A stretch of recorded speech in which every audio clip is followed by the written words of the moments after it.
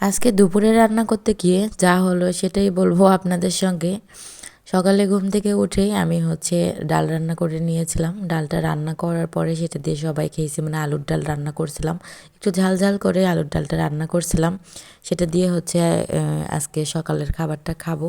তো এই জন্য ডিমটা প্রথমে ভেজে নিয়েছি, তারপরে ডালগুলো আমি মানে মেখে নিয়েছিলাম। ওটা ওই তেলের ভিতরেই আমি দিয়ে দিব। আসলে 2-3 দিন হলো আপনাদের ভাইয়া ভোটের এত ব্যস্ততার কারণে বাসায় থাকতে পারতেছে না, শুধু অফিসে গিয়েই বেশিক্ষণ সময় থাকতে হচ্ছে, এই জন্য বাজারও ঠিকঠাক করা হচ্ছে না। তো এর মাঝে যেটুকুই সময় পাচ্ছে সেটুকুই মাঝে মাঝে একটু এসে এসে বাজার দিয়ে যাচ্ছে। তো আমার আসলে যদিও রাগ দেখাই না কেন, আসলে কোনো লাভ নাই। তার আগে অফিস, তারপরে তো এগুলো। তো কিচ্ছু করার নেই। তারপরেও না আমার মানে বাসায় মেহমান আসছে, এটাই আমার বারে মানে রাগ হচ্ছে আর কি, যে এটা লাগবে ওটা লাগবে, কেন নিয়ে আসতেছো না বা সময় পাচ্ছ না? যদি না বলো আমাকে বলো, আমি বাজার থেকে নিয়ে আসি। আমাদের বাসার পাশের ফ্ল্যাটের যে ওনারা মানে ডাইনিংয়ের থেকে পাশের যে দরজাটা আছে ওই দরজায় সিলিন্ডার রাখতো। ভোরবেলা ওখান থেকে সিলিন্ডারটা আর কি হারিয়ে গেছে আর কি। তো এটার জন্য আসলে ভয় লাগতেছে। মাঝে মাঝে আমি তো দরজায় খুলে রাখি যে একটু আলো বাতাস ঢুকুক। তো এর জন্য দরজা আমি খুলে রাখি, কিন্তু এখন থেকে ভাবতেছি না আর দরজা খুলে রাখা যাবে না। কে কোন মন মানসিকতা নিয়ে বাসায় আসে, আসলে এগুলো বলা কঠিন। আমরা নিজেরাও জানি না যে আসলে কার মনের ভেতরে কি আছে।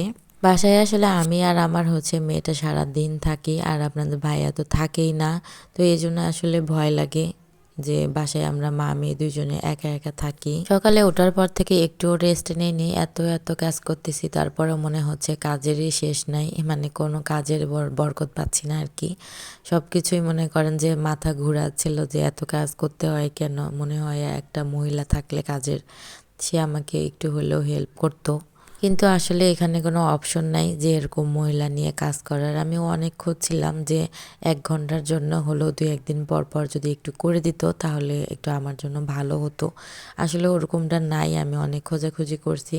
এখানে মাংসটা আমি হাতে মেখে দিচ্ছি যেন মানে বাজারটা নিয়ে আসতেই আমার মাংসটা হয়ে যায়, প্লাস গোসলটাও আমি যেন সেরে নিতে পারি। কিন্তু আসলে পারি নাই এগুলো করতে, আমার অনেক সময় চলে গেছে। রুমটা ঝাড়ু দিছি, মুছছি, মাংসটা উঠাই দিয়ে মেয়েকে গোসল করাই দিছি, ওকে খাইয়ে দিছি। এর মাঝে আমি এগুলো করে নিছি, আমি একটু সময় নষ্ট করি নাই। আমি আবার আগের মতো ফিরিয়ে যেতে চাচ্ছি, মানে আগের লাইফের মতো, যে আগে যেরকম হাসি খুশি থাকতাম, আগের ইচ্ছে মতো কাজ করতাম, কোনো মন খারাপ থাকতো না, ওইরকমভাবে চলাফেরা করার চেষ্টা করতেছি, কিন্তু আসলে না হয়ে উঠতেছে না, মানে পারতেছি না আমি এগুলো ভুলতে। তো যাই হোক, এখন কিছু তো করার নাই। মানুষ আসলে মনে কষ্ট নিয়েই জীবনে বাঁচতে হবে, চলতে হবে। আর এখানে মাংসটা হয়ে গেছে, এখানে আমি বাগার দিয়ে নিব, দিয়ে একটু জিরের গুঁড়া টেলে রেখেছিলাম আমি, সেগুলো জিরের গুঁড়াটা উপরে আমি দিয়ে দিব।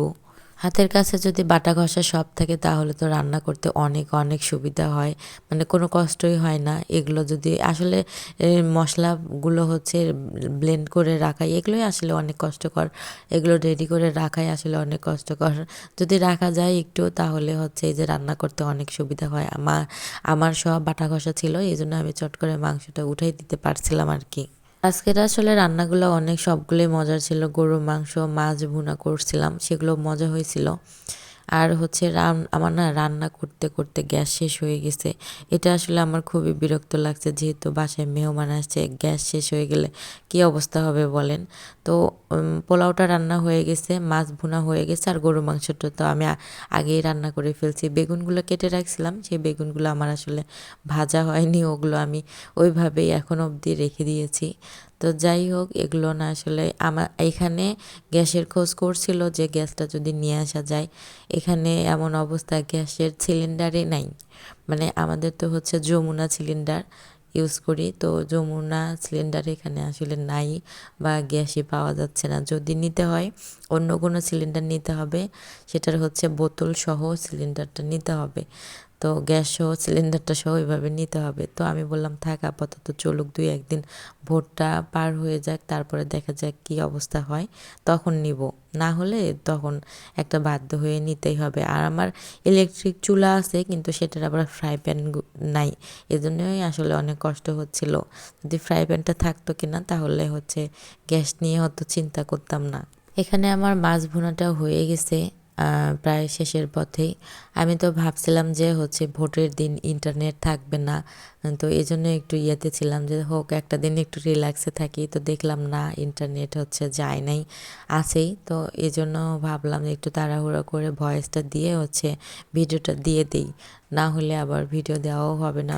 আমার মেমোরি এমন মানে ভরে গেছে ফোনটায়, আর হচ্ছে মানে একটা যে ভিডিও করে রাখবো সেটারও কোনো অপশন নাই। এই যে দেখেন মাছের কালারটা এত সুন্দর আসছে, আমার অনেক ভালো লাগছে। যদিও আরেকটু জাল হইতো মাছটা, তারপরেও কিছু করার নাই, খারাপ লাগেনি, ভালোই লাগতেছিল। আপনাদের সাথে কথা বলতে বলতে আমার হচ্ছে রান্নার শেষ পর্যায়ে আমি চলে আসছি। প্রায় শেষ হয়ে গেছে আমার রান্নাও, আর গ্যাসটাও শেষ হয়ে গেছে, এই যে অফ করে রাখছি। আর আমার আম্মাজানকে আজকে সকালবেলা হচ্ছে আমি একটু সাজুগুজু করে দিয়ে ছাদে নিয়ে আসছি, ২-১টা ভিডিও করব। বিশ্বাস করেন এত পরিমাণে দুষ্টুমি করতেছি আমি, একটা ভিডিও ঠিক করে করতে পারিনি। তো যাই হোক, সবাই ভালো থাকবেন, সুস্থ থাকবেন, হচ্ছে দেখা হবে কোনো একটা ব্লগে। আল্লাহ হাফেজ। আর আমার মেয়েটার জন্য একটু বেশি বেশি করে দোয়া করবেন। আসসালামু আলাইকুম।